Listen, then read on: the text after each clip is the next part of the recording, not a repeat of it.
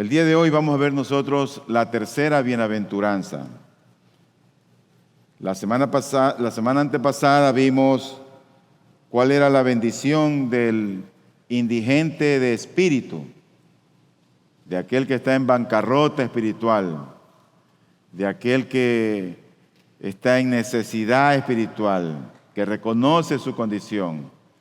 El texto decía, bienaventurados los pobres en espíritu, porque de ellos es el reino de los cielos. Y las bienaventuranzas son una condición que Dios espera que sus hijos las pongamos por obra. El domingo pasado vimos nosotros la bienaventuranza de los que lloran por sus pecados.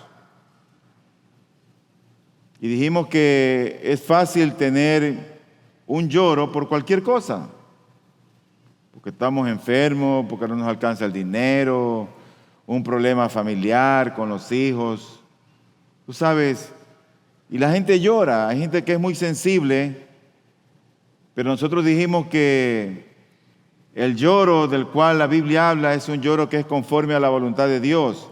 En otras palabras, es el mismo que es pobre en espíritu, que reconoce su condición de bancarrota espiritual y llora por su pecado, llora por su perversión, llora porque quiere agradar a Dios y se da cuenta que falla. Entonces vimos nosotros el domingo pasado la bienaventuranza de los que lloran por su pecado. El día de hoy nosotros vamos a ver la bienaventuranza de la vida bajo el control de Dios. Dice Mateo 5:5, que es nuestro texto que vamos a tomar, dice, bienaventurados los humildes, pues ellos heredarán la tierra. Aquí la palabra griega se puede traducir como humildes o como mansos. Y se puede utilizar indistintamente cualquiera de las dos terminologías. Y la verdad que cuando uno oye esa palabra humildes, la Biblia dice bienaventurados los humildes, es una palabra hasta cierto punto que resulta chocante. Chocante en este mundo, chocante en este siglo XXI, porque los habitantes que estamos en el mundo entendemos que este mundo pertenece a los fuertes, a los prepotentes, a los ricos, a los violentos. Entonces cuando tú dices y oyes bienaventurados los humildes, es una palabra como que no, como que choca, como que no calza para el siglo XXI. Porque ahora es la época de no te dejes, sigue adelante. Nadie dice, oye, sé humilde. Entonces, para entender esta bienaventuranza, nosotros debemos de aprender a entenderla en su justo concepto, porque el humilde no es un cero a la izquierda,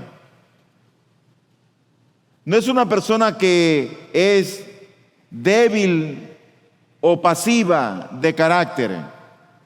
No es una persona servil o voluble que se deja llevar por todo viento de doctrina. Ese no es el humilde. A veces uno oye hablar a ciertas personas con cierto tono de voz y qué humilde que es él. Pero si tú oyes a alguien que es medio gritón como yo, qué prepotente. Entonces a veces juzgamos por el tono de la voz o a veces hasta por cómo caminamos. Si caminas medio encorvado y despacito, uno ya como que, él es humilde. Y tenemos una percepción equivocada de lo que realmente es la humildad. Pero queremos ver lo que es la humildad conforme a lo que la Biblia nos dice. Entonces el día de hoy vamos a ver esta bienaventuranza. Bueno, el sermón el día de hoy vamos a verlo en 6 puntos. Lo primero que yo quiero ver es cuál es el contexto de esta bienaventuranza. Lo segundo que quiero ver es el aspecto etimológico de esta palabra humilde. A veces es importante que nosotros podamos conocer cómo que llegó esa palabra a ser y de dónde viene lo que ella quiere expresar. En tercer lugar, estaremos viendo nosotros el eco que hace este pasaje en el Antiguo Testamento. En cuarto lugar, veremos rápidamente entonces quiénes son los humildes. En quinto lugar, veremos el galardón de los humildes. Y al final veremos una palabra de aplicación. Entonces vamos a empezar con nuestro primer punto. ¿Cuál es el contexto de esta bienaventuranza? Bueno, esta es la tercera bienaventuranza. Es decir, que su contexto es posterior a la pobreza de espíritu y es posterior a los que lloran. En ese contexto, está en el contexto de las bienaventuranzas. Y nosotros creemos que el humilde se parece al pobre de espíritu, pero tiene cierta diferencia. Cuando nosotros hablamos del pobre en espíritu, hablamos de alguien que se está describiendo a sí mismo, de su condición espiritual. Es decir, cuando tú hablas de pobre de espíritu, se está describiendo a alguien que está en bancarrota espiritual. Pero cuando hablas de una persona que es humilde, se está describiendo a una persona que tiene una relación particular con Dios y que tiene también al mismo tiempo una relación particular con su prójimo. No se está describiendo en realidad en sí mismo o a sí mismo, sino que está describiendo esa relación que tiene para con Dios y para con su prójimo. El humilde es realmente alguien que es manso y contrito de espíritu, en contraste con aquel que es arrogante, altivo, altanero, con aquel que es soberbio o también autosuficiente, a ese que no le gusta trabajar en equipo, a ese que no le gusta involucrarse con los demás. Ese es el autosuficiente, el que cree que puede hacer las cosas por sí solo. La Biblia, por ejemplo, describe, el apóstol Pablo parece que entendía muy bien esto, y en el libro de Romanos, en el capítulo 2, él dice en el versículo 3, 12:3, porque en virtud de la gracia que me ha sido dada, dice él, digo a cada uno de ustedes que no piense de sí mismo más de lo que debe pensar, sino que piense con buen juicio, según la medida de fe que Dios ha distribuido a cada uno. Cada uno de nosotros debemos de pensar en nosotros mismos sin elevarnos y sin disminuirnos, sino conforme a la medida de fe que Dios nos ha dado. En este caso, la gente humilde está reconociendo su miseria ante Dios porque ha sido convencido por el Espíritu Santo de Dios de dónde Dios lo sacó y dónde lo ha puesto. Ha llegado a entender que no merecía nada y que no tenía nada que ofrecer. Es alguien que está delante de Dios, que reconoce su condición. No es alguien que tiene sueños espirituales y piensa en un poder sobrenatural, sino que es alguien que está dependiendo de Dios. Esta tercera bienaventuranza brota de alguna manera de las dos primeras. La primera dice, bienaventurados los pobres en espíritu, porque de ellos es el reino de los cielos. La segunda dice, bienaventurados los que lloran, porque ellos recibirán consolación. Y esta tercera bienaventuranza tiene una relación, como dije, diferente para con Dios y para con el prójimo. Cuando tú ves los escritos de los apóstoles, estos hombres llegaron a entender muy bien esto de la humildad ante los ojos de Dios.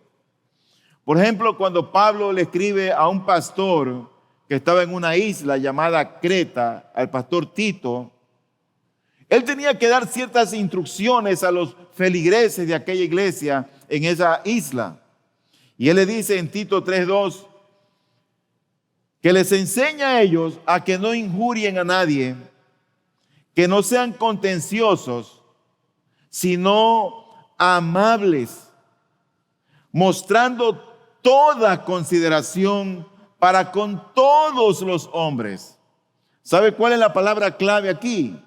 La palabra toda o todos. Esa es la palabra clave. Porque nosotros podemos mostrar cierta humildad, cierta mansedumbre con ciertas clases de personas. Pero Dios nos dice que nuestra mansedumbre debe ser total. Toda clase de mansedumbre para con todos los hombres, sea que tenga o sea que no tenga. La relación con él o con ella debe ser una relación como Dios la manda, mostrando mansedumbre, mostrando amabilidad, sin ser contencioso. La humildad, por así decirlo, es prima hermana de la confianza en Dios. Una persona que es humilde es una persona que ha puesto su confianza en el Señor. Es prima hermana de la sencillez de corazón. Participa de la paciencia y hasta de la renuncia a sus derechos personales. Una persona humilde es todo lo contrario, una persona soberbia, autosuficiente, prepotente. Así que ese es el contexto en el cual está esta palabra, la palabra humildad, o en el cual está esta bienaventuranza. Pero quiero llegar ahora a mi segundo punto para ver el origen etimológico de esta palabra.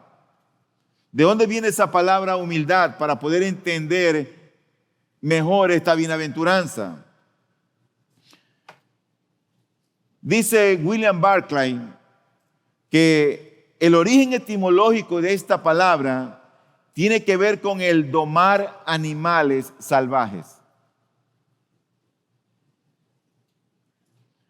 Cuando el animal salvaje, cuando el animal chúcaro llegaba a ser domado, se decía que pasaba de ser chúcaro o de ser salvaje a ser humilde. Era un animal que había sido o había llegado a ser domado, domesticado. La persona mansa u humilde es, en otras palabras, una persona que ha llegado a ser domada. Dios lo ha domado.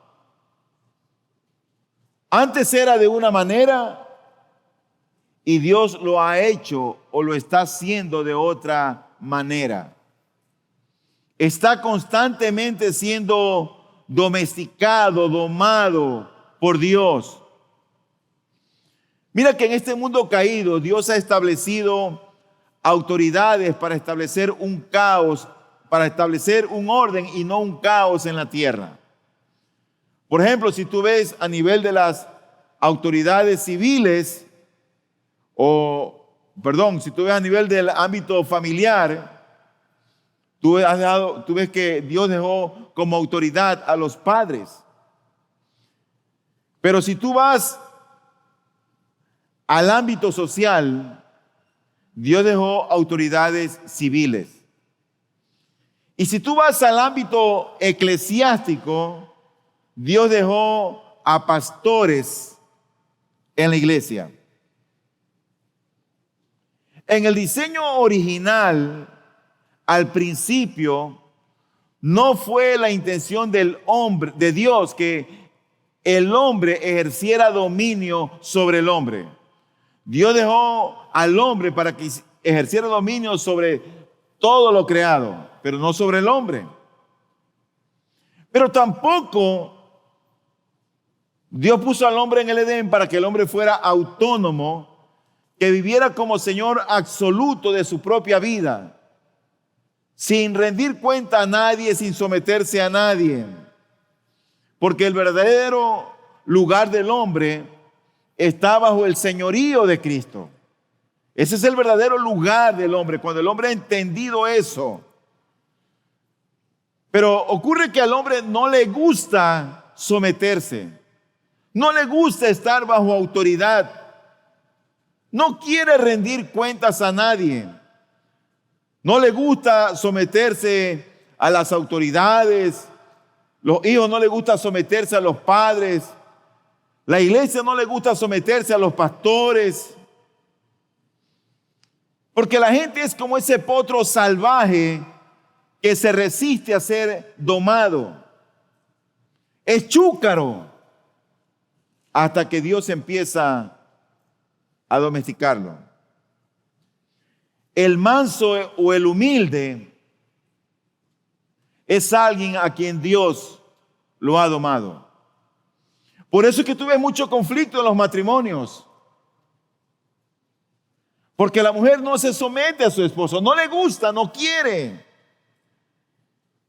No ha sido así antes de casarse.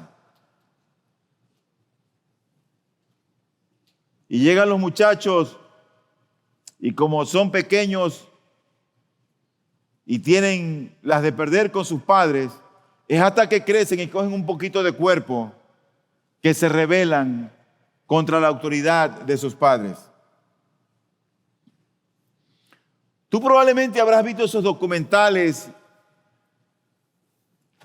de esos caballos que andan en las llanuras, esos caballos salvajes, corriendo libremente, con qué poder, con qué velocidad, con qué brío, con qué elegancia.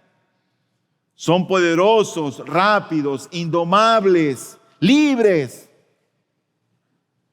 Pero cuando estos animales son capturados y son domados, no pierden su rapidez, ni su fuerza, ni su brío.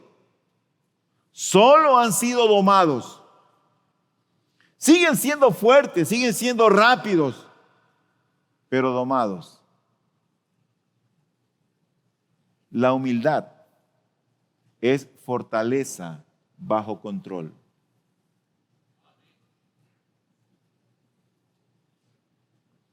Hubo un hombre de Dios en la Biblia que era indomable.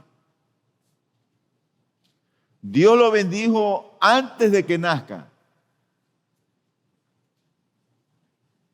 Tan pronto él nació, Dios empezó a bendecirlo. Fue usado poderosamente por Dios. Y a causa de ser indomable, a causa de esa falta de relación o esa buena relación con Dios, terminó mal en la vida. Tuvo un final muy triste, porque murió de una manera triste en las Escrituras. Él era muy fuerte, pero era débil de carácter. Era débil de principios. No confió en Dios, sino al último de su vida. El nombre de este hombre era Sansón, el hombre más fuerte sobre la faz de la tierra. Y este hombre era un juez. Pero me llama la atención que pocas veces tú lo ves a él en la Biblia orando, pidiendo a Dios. Es lo que le pedía al padre: dame esta mujer, quiero a esa mujer de allá, mira la de acá me gusta. Así era Sansón. Él pasaba por Filistea, oye, vi a una mujer, me gusta, tráemela. Él era fuerte, pero débil.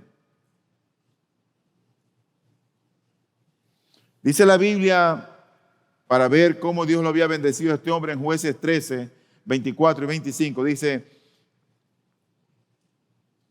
y la mujer dio a luz un hijo y le puso por nombre Sansón. Y el Espíritu del Señor comenzó a manifestarse en él en Manedán, entre Sora y Estaol. Mira que el Espíritu de Dios empezó a bendecirlo. El niño creció y el Señor lo bendijo. Sin embargo, este hombre, por ser un hombre indomable, un hombre que no tenía una relación con Dios, un hombre que era del pueblo de Dios, del pueblo de Israel, este hombre llegó a resistir la autoridad de Dios y la autoridad de los padres. Y le fue mal. No era humilde, era un indomable. En el libro de los Jueces, en el capítulo 14, voy a leer varios textos, dice del 1 al 3, luego del 5 al 6 y luego del 8 al 9, dice: Sansón descendió a Timnat y vio allí a una mujer de las hijas de los filisteos, ejército enemigo, nación enemiga del pueblo de Dios. Vio allí una mujer de las hijas de los filisteos. Cuando regresó, se lo contó a su padre y a su madre. Vi en Timnat a una mujer de las hijas de los filisteos. Ahora pues, tómenmela por mujer. Le respondieron su padre y su madre. Y me encanta este pasaje, porque es papi y mami que están involucrados en el asunto que quería Sansón. Y ellos, ambos, le responden, le dicen: ¿no hay mujer entre las hijas de tus parientes o entre todo nuestro pueblo para que vayas a tomar por mujer de los filisteos incircuncisos? Él quería tomar una mujer del pueblo enemigo de Dios. Pero Sansón dijo a su padre: tómala para mí porque ella me agrada. Dios había dicho que no se junten con las mujeres o las mujeres con los hombres de naciones extrañas. Por eso es que todo cristiano genuino debería de buscar a otro cristiano o a una cristiana. Y cuando tú ya estés interesado en alguien, convérsaselo a tu pastor para saber si aquel joven, yo te voy a decir si es o no un creyente de esta iglesia. Porque puede ser que alguien sea solamente que asista a la iglesia, pero que no es un cristiano.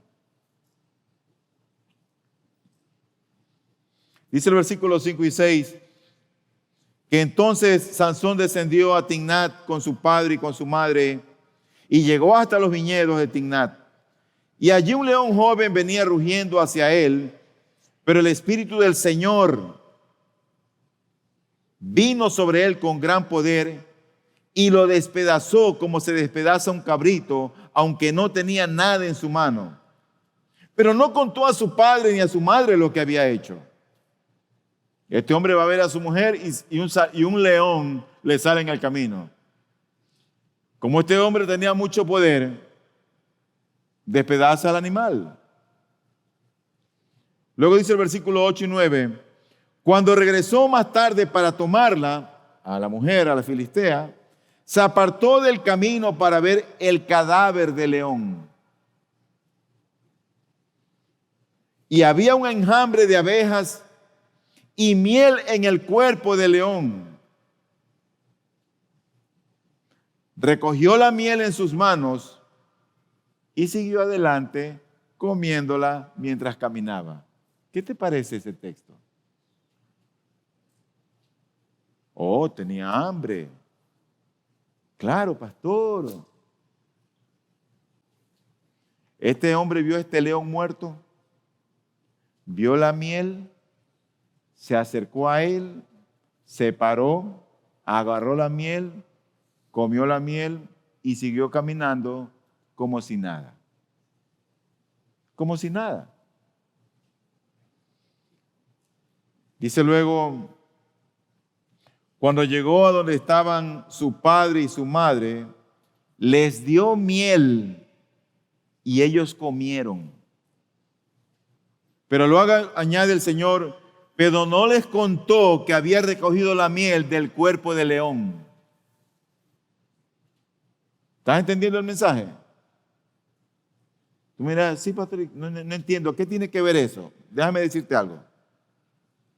Había una ley para los israelitas y Dios había establecido la ley ellos sabían qué era lo que tenían que comer y qué era lo que no tenían que comer.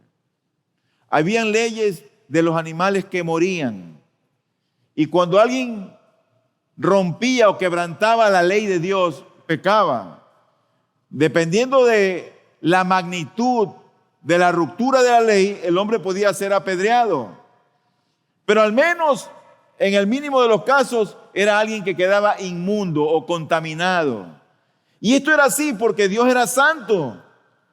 El tipo de comida de ellos, la manera como tenían que conducirse, lo que tenían que hacer, cómo tenían que vivir, tenía que ser diferente al mundo. La iglesia es diferente al mundo, el cristiano es diferente al mundo.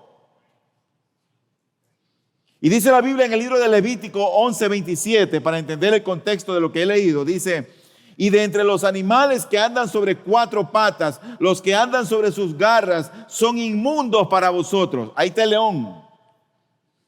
Todo el que toque sus cadáveres quedará inmundo hasta el atardecer. Por eso es que él no le contó eso a sus padres, porque él sabía lo que había hecho. Él era nazareo. Él era consagrado a Dios. Él conocía todos esos detalles de las escrituras, de la ley de Dios. Y él guardó silencio pecaminosamente.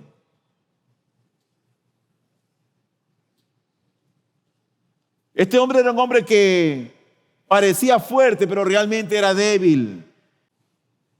El manso, ¿sabes quién es?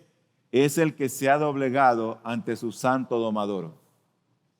Es ante el Señor. Ya no se resiste, en otras palabras, el humilde no puede resistirse a la voluntad de Dios. Se ve forzado a cumplirla, a hacerla. No es una persona débil, sino que es una persona con principios firmes y claros. ¿Sabes que el caballo domado es igual de fuerte que el caballo salvaje? Pero el caballo domado ahora tiene una fuerza que está bajo el control de su amo. Así es el cristiano. Sigue teniendo la misma fuerza, la misma habilidad, la misma iniciativa, la misma creatividad. Es alguien que ha sido domado por Dios. Tiene el control, tiene la misma fuerza, pero controlada. Por eso es que la persona domada por el santo domador sigue siendo creativa, con energía, con fuerza de voluntad, pero con la diferencia que antes esas virtudes estaban centradas para sí mismo y ahora están centradas o al servicio de Dios, de su reino y de su pueblo. Esa es la persona humilde. El manso ya no pone resistencia a la voluntad del Señor, ni a su señorío. Ahora es dócil. Se somete con alegría, sin quejarse de su gobierno, sin murmuraciones, y se entrega al servicio. Nosotros hicimos este fin de semana un listado de personas para que sirvan en la iglesia. Pero cada vez yo encuentro que es más difícil hallar personas que tengan un corazón para servir a Dios. Cada vez hay como más resistencia. Y si yo serví ayer, ya no quiero servir mañana, porque yo ya serví ayer.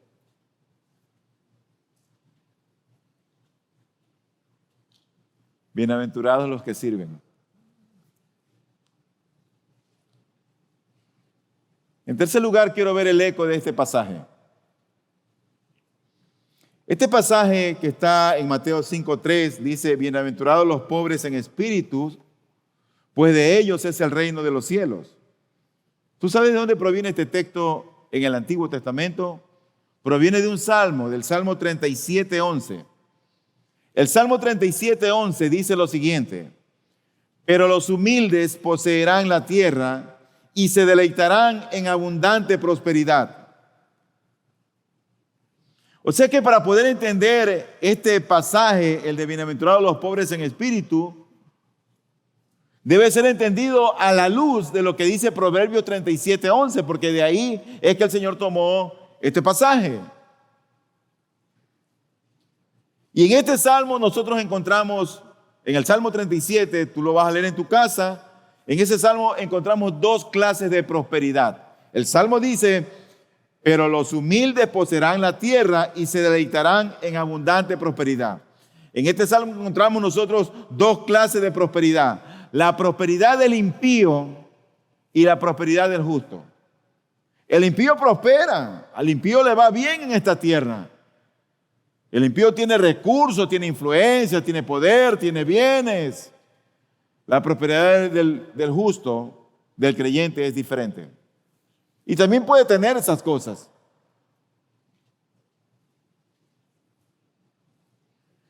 La prosperidad del impío generalmente se relaciona con los malhechores, con el engaño, con la manipulación, con la violencia, con la injusticia. Y la prosperidad de ellos realmente que llega a ser notoria. La prosperidad del impío. Por ejemplo, dice en el Salmo 37, el versículo número 1, no te irrites a causa de los malhechores.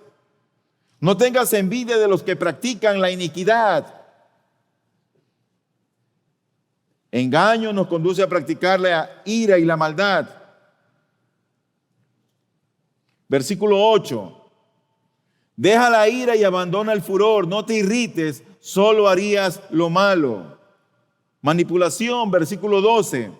El impío trama contra el justo y contra él rechina sus dientes. Violencia, versículo 14. Los impíos han sacado la espada y entesado el arco para abatir al afligido y al necesitado, para matar a los de recto proceder. Así prosperan los impíos, a costillas de otros, a expensas de otros. Dice el versículo 21, el impío pide prestado y no paga, mas el justo es compasivo y da. Y como dije, es una prosperidad que es notoria, que es visible. El versículo 35 dice: he visto al impío violento extenderse como frondoso árbol en su propio suelo. Así es el impío. Así es la prosperidad del impío. Bienaventurados los humildes. Bienaventurados los humildes.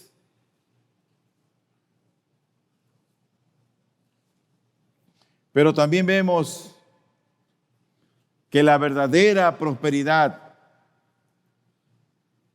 de aquel que es humilde está en relación con la confianza del hombre en Dios, dejando en sus manos su causa, su problema, dejándolo en manos del Señor. El Salmo 37 mismo dice, por ejemplo, el versículo 3, confía en el Señor y haz el bien, habita en la tierra y cultiva la fidelidad.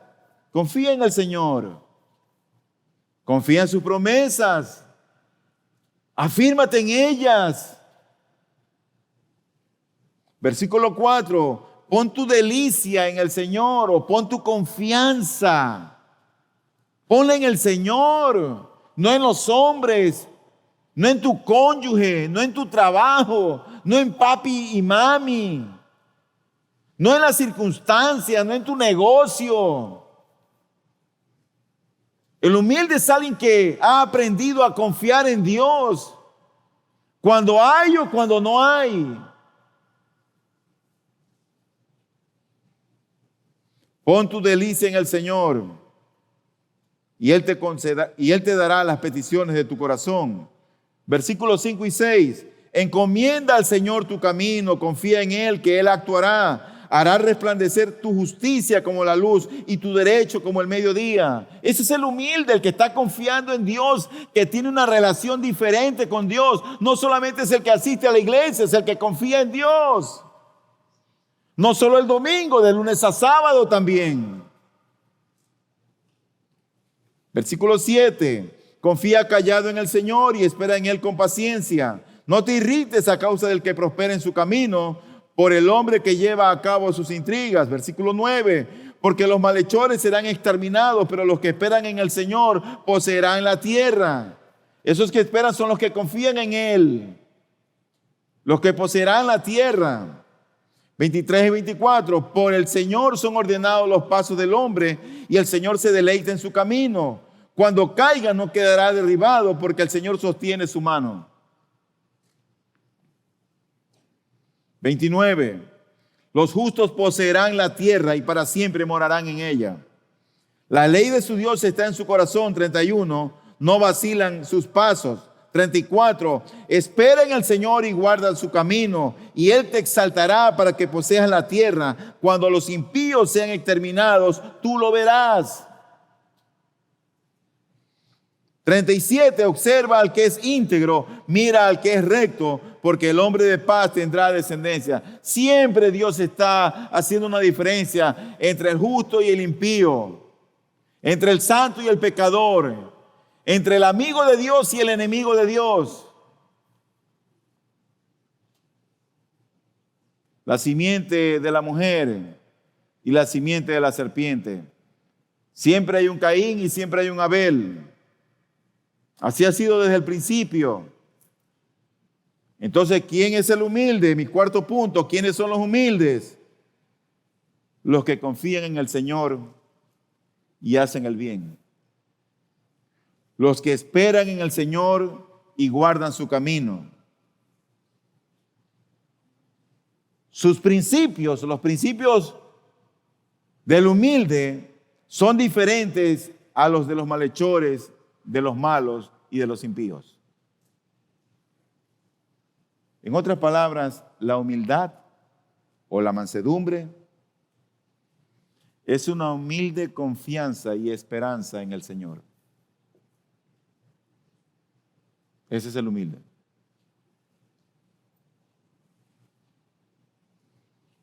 En quinto lugar, quiero ver rápidamente el galardón que Dios promete a los humildes. Dice Mateo capítulo 5, versículo número 5. Bienaventurados los humildes, pues ellos heredarán la tierra. Entonces, ¿cuál es el galardón de los humildes?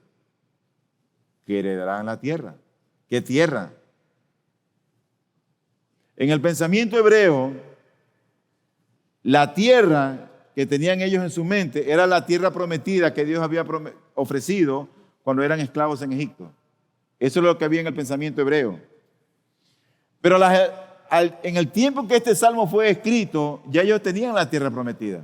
Entonces, ¿de qué tierra está hablando?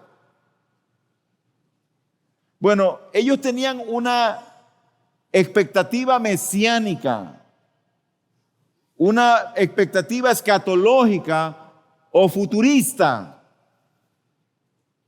Ya tenían ellos la tierra con su límite, donde estaba extendida la tierra. Dice, por ejemplo, el Salmo 2, versículos 7 y 8, ciertamente anunciaré el decreto del Señor que me dijo, mi hijo eres tú, yo te he engendrado hoy. Pídeme y te daré las naciones como herencia tuya y como posesión tuya los confines de la tierra. Salmo 2, versículos 7 y 8. Esa es la esperanza cristiana.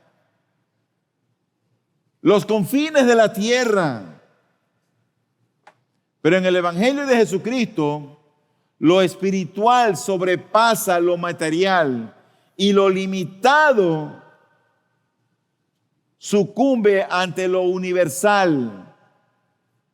Nosotros limitamos nuestro espacio, nuestro tiempo. Dios no. Por eso es que en Romanos 4:13 dice el apóstol Pablo, Porque la promesa a Abraham o a su descendencia de que él sería heredero del mundo no fue hecha por medio de la ley, sino por medio de la justicia de la fe. Y esto es a lo que Cristo apunta aquí. La herencia del pueblo de Dios, lo que vamos a heredar, no es una cosa pequeña o parcial, es algo grande y es algo total. El reino de Dios, en otras palabras, no puede estar limitado o confinarse a los límites del territorio nacional de Israel, sino que se ha de extender hasta el fin del mundo. El reino de Dios abarca a todo el mundo y el reino de Dios está extendiéndose y avanzando. Cada vez que tú compartes el evangelio con otra persona y esa persona oye atenta al evangelio y Dios lo convierte y rinde su alma al fiel Creador, esa persona está haciendo que el reino del Señor se extienda.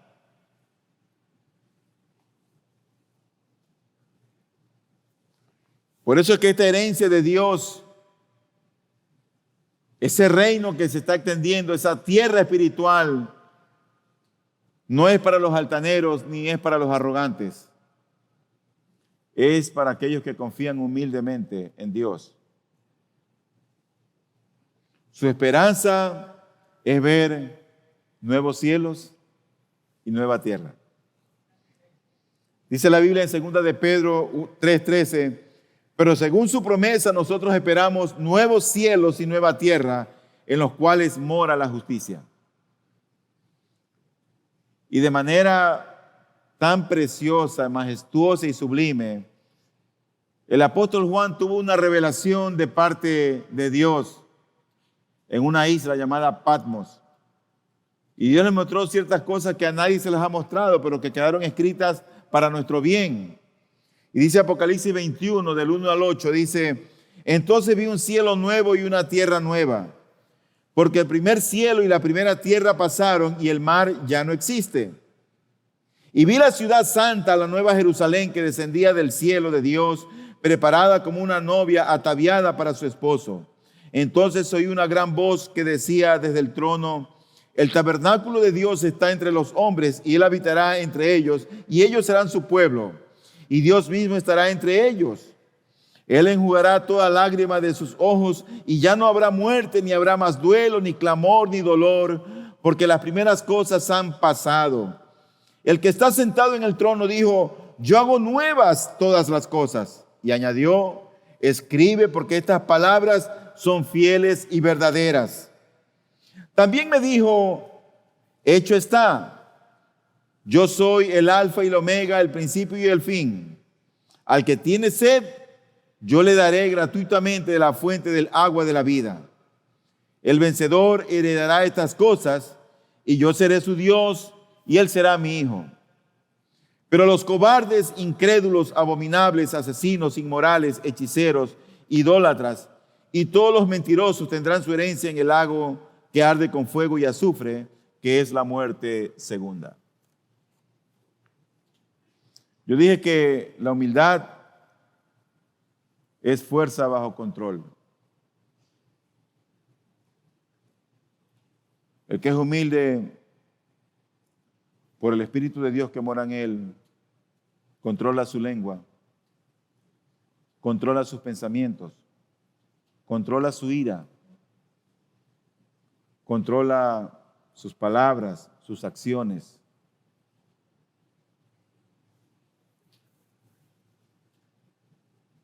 Deberíamos preguntarnos cuánto grado de humildad tenemos.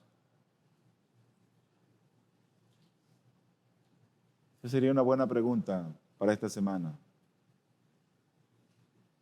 Y eso no es otra cosa más que cuánta confianza tenemos en Dios.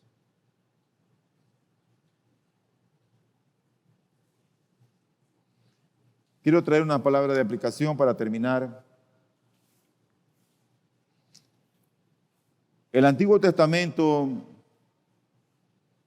describe la vida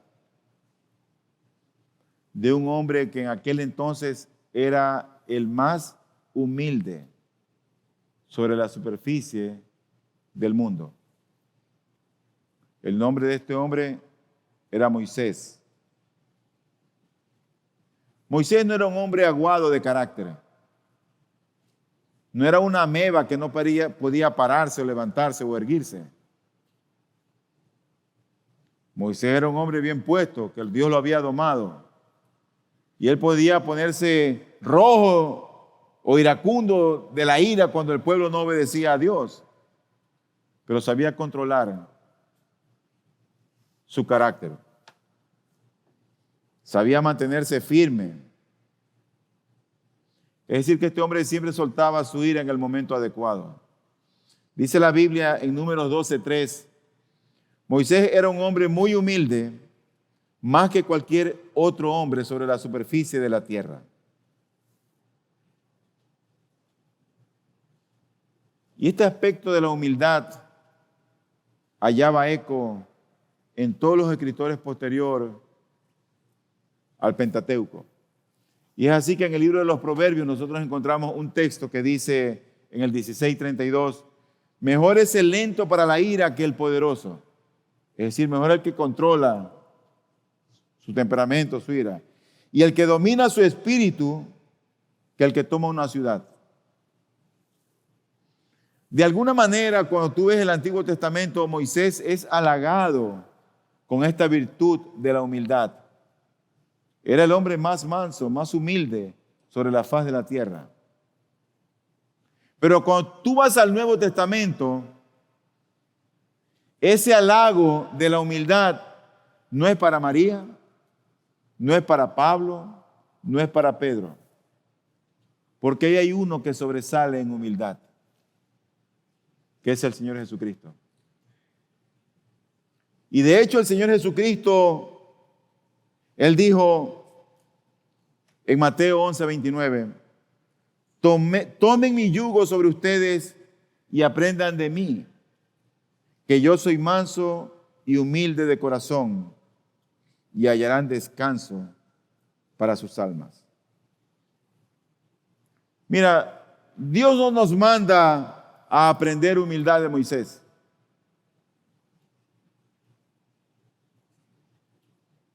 Por un lado, Moisés en el Antiguo Testamento y Jesús en el Nuevo Testamento, ambos tenían poder o fuerza bajo control. Ambos confiaban en Dios.